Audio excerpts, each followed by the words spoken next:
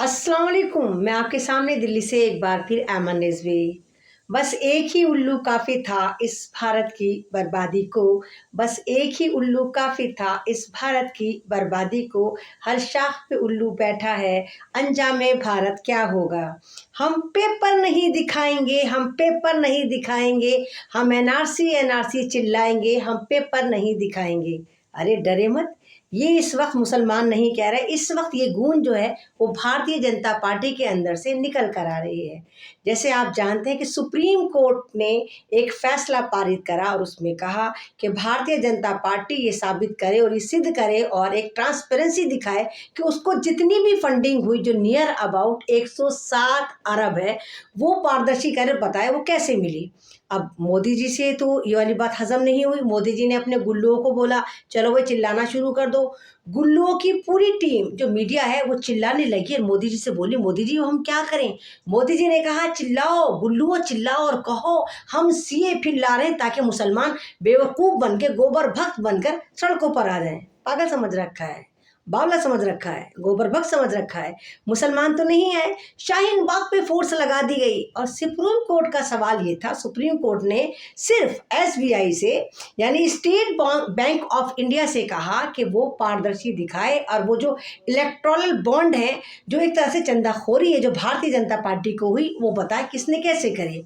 अब एसबीआई कहती कि नहीं हम नहीं बता सकते, हमें इसके लिए वक्त दिया जाए, हमें 138 दिन दिए जाए। क्यों? ताकि 2 महीने बाद इलेक्शन हो जाए। मोदी जी जो पहले ही कह रहे हैं 400 के पार और फिर हम संविधान चेंज करेंगे, ऐसा हो जाए, फिर उस शोर में सुप्रीम कोर्ट का फैसला दब जाए। आपने बेवकूफ़ समझ रखा है। सुप्रीम कोर्ट ने इनको वक्त तो नहीं दिया और ये कहा कि 12 मार्च में जब काम करने का वक्त खत्म हो जाए, यानी 5 तक जो खत्म हो जाता है, 5 तक काम होता है, उसके बाद आप हमें बताएं कि ये जो 2200 के करीब चंदाखोरी हुई ये कहाँ से आई है। ये तमाम वो लोग हैं जिन्होंने फर्जी कंपनियां बनाई और भारतीय जनता पार्टी को फंडिंग करी, क्योंकि ये पार्टी तो एक ऐसी पार्टी है ना जो जिस पार्टी के खिलाफ भी ये बोलते हैं, इल्ज़ाम लगाते हैं, उस पार्टी के बंदे को अपने अंदर ले लेते, फिर ले दे के पैसे वैसे डलवा के कर लेते हैं। अब एसबीआई जो है वो स्टेट बैंक ऑफ इंडिया जो है उसके 48 करोड़ खाते हैं, यानी भारत में एसबीआई के अंदर भारत की आवाम के 48 करोड़ खाते हैं और 66,000 के करीब पूरे भारत में इसके एटीएम हैं और 23,000 के करीब पूरे भारत में इसकी ब्रांचेस हैं। और दिनेश कुमार खरा जो बिल्कुल भी खरा साबित नहीं हुआ, फ्लॉप हो गया, वो खोटा सिक्का कहता है कि नहीं हम इतनी जल्दी नहीं कर सकते। क्यों दिनेश कुमार जी? जब भारत में मोदी जी ने तुगलकी फरमान कहा था और कहा था नोटबंदी हो जाए, तब तो आपने हलक नहीं फाड़ा था, तब तो आपने नहीं कहा था मोदी जी इतनी जल्दी काहे की। तब तो आप गुलामों की फहरिस्त में खड़े हो गए थे और कहा था हाँ हाँ एनआरसी जल्दी से नोटबंदी होगी और उसमें हज़ारों हज़ार लोग मारे गए थे।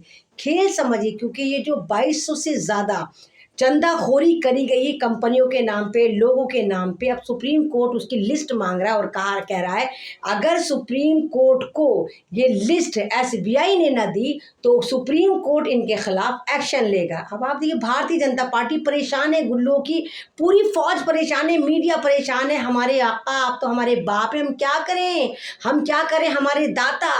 तो बात बिल्कुल वही हो रही है जैसे हस्बैंड वाइफ की लड़ाई होती है तो बीवी गुस्से में आके क्या करती है, अपने बच्चों की कुटाई करती है कि अच्छा तुम्हारे बाप ने मुझे डांटा तो उसकी औलाद है धे धपड़। सेम यही बीजेपी के साथ हो रहा है। जब बीजेपी को लाते पड़ रही हैं, सुप्रीम कोर्ट की फटकारे पड़े तो ये बीजेपी जो है मुसलमानों को डरा रही है कि हम सीए ले आएंगे। उनको लगा था कि मुसलमान सड़कों पर आएंगे और देश का माहौल ख़राब हो जाएगा, सुप्रीम कोर्ट का फैसला लोग भूल जाएंगे और लोग लग जाएंगे बस मुल्लों का पेच टाइट करना है। और हमने कह दिया देखो हमने 4 साल में सीए फिर लागू कर दिया। आपकी बात पे यकीन कौन करेगा मोदी जी? आपकी बात की 2 करोड़ जॉब आई, किसी ने यकीन करा? क्योंकि आपने दी नहीं।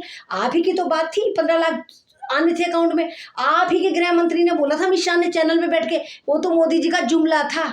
तो आपकी जो करनी और कथनी है उसको लोगों ने देख लिया और जिस तरह सन 2024 की तरफ भारत जा रहा है और एक से एक भारतीय जनता पार्टी के स्कैम निकल कर आ रहे हैं और इनको एक तरह से जो इनके पेटों में मरोड़े उठ रहे हैं और ये परेशान है, तो ये साबित करता है कितना ही मुसलमानों को तुम टॉर्चर करो, कितना ही मुसलमानों को तुम प्रोवोक करो। मुसलमान अल्हम्दुलिल्लाह अल्लाह से डरता है। माह रमज़ान वैसे ही चल रहा है जो रहमतों का महीना है, बरकतों का महीना है, फजीलत का महीना है, एक तरह से गुनाहों को माफ़ी मांगने करने का महीना, तो मुसलमान तो बिल्कुल सड़कों पर नहीं आएगा। हाँ मोदी जी, पेपर तो ज़रूर दिखाने पड़ेंगे, और इस बार पेपर दिखाने की बारी आपकी है। हम तो भारत से नहीं भाग रहे, हम तो भारत के नागरिक हैं, लेकिन आप भागने वाले, आपकी लंगोटी टाइट होने वाली, क्योंकि इलेक्शन होने वाले।